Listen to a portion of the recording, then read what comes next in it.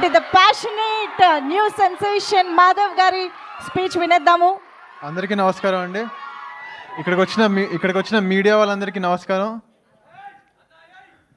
మా అన్నయ్య మాస్ మహారాజ్ రవితేజ గారి ఫ్యాన్స్ అందరికీ నమస్కారం.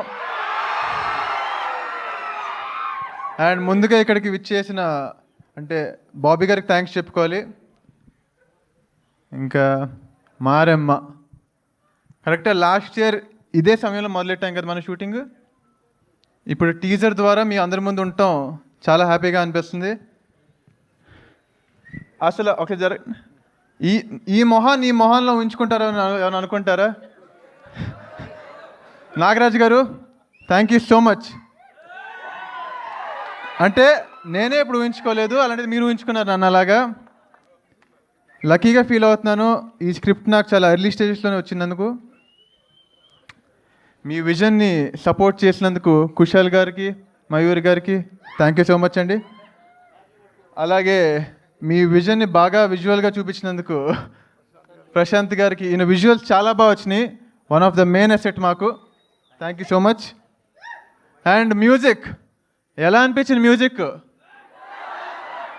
ఎవరైనా అంటే ఇప్పుడు నా లుక్ ఇలా ఉండేది, ఇలా ఎలా ఎక్స్పెక్ట్ చేయరో ఆయన నుంచి కూడా అంతే. చాలా సాఫ్ట్ సినిమాలు చేసుకుంటూ వచ్చారు ఇప్పుడు దాకా. 20 తీస్తారు. 10 టైమ్స్ ఉండాలి దీనికి సినిమాలో. అండ్ ఇంకంతే ముందు ఈవెంట్లో ఇంకా బోల్డ్ మాడేసుకుందాం. Thank you.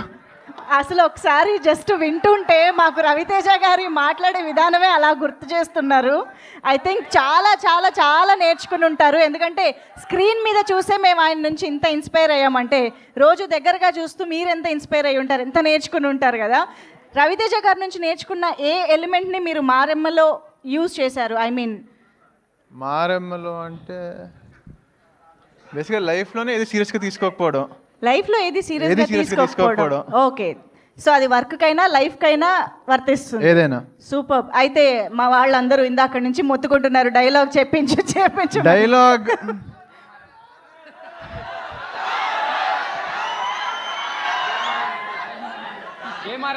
ఈ డైలాగ్తో డిసప్పాయింట్ అవ్వకండి. జై మారమ్మ.